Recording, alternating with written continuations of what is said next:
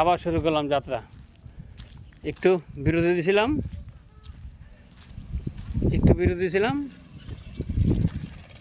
আসলে কি ভালো লাগতেছে না গরমের কারণে। আর প্রাকৃতিক সৌন্দর্য দেখতে লাগছে এই গ্রামে আসতে হবে। কাকা, গ্রামের নাম, এই এলাকার নাম পড়ছে কি? হ্যাঁ, সুবরটা।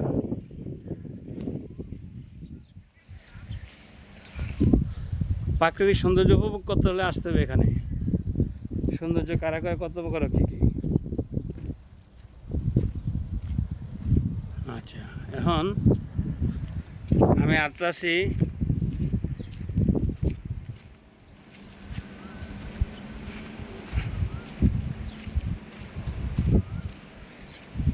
হাঁটতেছি,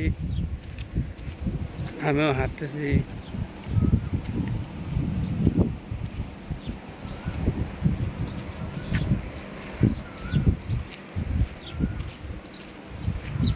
হ্যাঁ,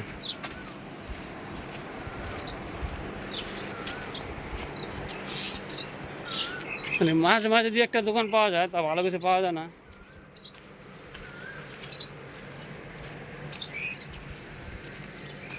আমরা যখন এনে আইতাম, মনে করো আরও 20 বছর আগে যখন এনে আইছি, ঠিক আছে, তখন এটা কিছু ছিল না, দুমুরা ধান ক্ষেত। হ্যাঁ, এখন তো মনে করো বিল্ডিং উঠা অস্থির হয়ে গেছে। এই ব্রিজটা কিন্তু মাগার ছিল, দোলা রে দোলা দোলা।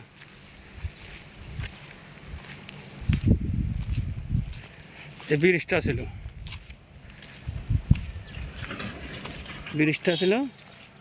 এই যে খালটা দেখছেন, এই খালটা, এই খালটার ভিতরে প্রচুর মাছ ধরছে, প্রচুর। এখন আর খালে কে অন্য কোনো জায়গায় মাছ ধরেন যাব না। আমরা এখন প্রবেশ করুন ভুতুরে বাড়িতে, ভুতুরে বাড়িতে প্রবেশ করুন। চলেন আপনারা সাথে নিয়ে যাই। 7টার পরে গ্রামে কেউ ঢুকে না।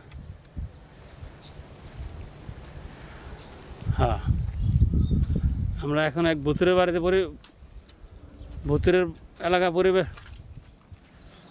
হ্যাঁ, ভুতুরের এলাকা ঢুকছে। আর এটা হলো হিন্দু শ্মশান, যেখানে লাশ পড়ায়। এই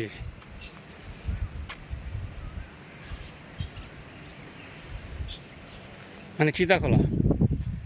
আর এটা হলো ভুতুরে বাড়ি।